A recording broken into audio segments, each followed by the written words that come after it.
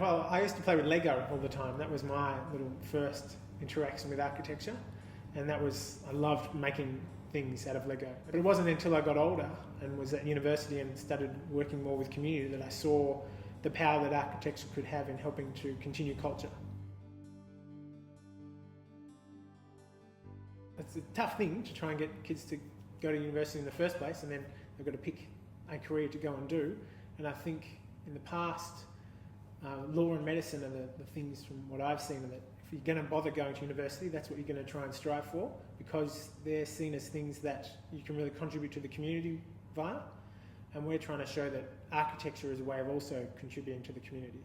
But it is tough in the first place getting kids to think that finishing school is a good thing. And so it's a tough battle.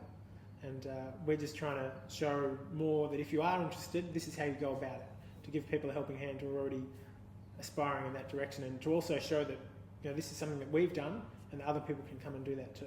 And this is our first go at this, and we're targeting ages from 16 to 30 of young people who've got an interest in maybe pursuing a career in architecture. Place is a really important thing, and architects have a really big responsibility in shaping place, in how they design a building, how they relate to the landscape, and that can be done in a way that's culturally appropriate, that's sensitive to Aboriginal cultural practices, and that's a way that we can reinforce cultural traditions. Another thing that's I think is really important is the idea of environmentally sustainable design, and that given that Aboriginal people lived in this country for tens of thousands of years, they knew how to live sustainably, and you can design in a sustainable way that reinforces that cultural practice of living from the earth. Having passion for what you do and be really excited about the things that you're involved with, that's a real key of showing interest in something, and that's what generates the work, that's what generates the desire to keep on working and forging away. Having that passion and then trying to convey that passion to other people can hopefully inspire them to join you. I don't come across frustrations too often, the old cliche that you can just see it as an opportunity instead.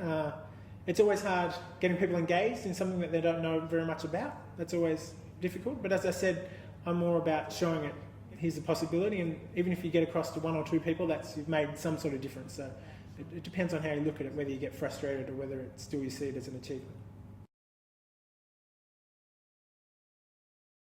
What it really meant was a great chance to be able to take risks. That was the key thing about it. I could take a risk of leaving the public service, which I've been in for 10 years, and I could take that leap and knowing that there was a bit of a safety net there for me, that I wasn't going to be completely on my own, so I could take the risk of trying to set up Indigenous Architecture Victoria as its own body to try and pursue the things that we wanted to pursue. My main aspiration in life is to have a good time and grow as a person, and so in all the things I do, that's what I try and get across, is have a good time and learn something and grow as a person as you do it. And so in all the things I do, that's what I try and get across.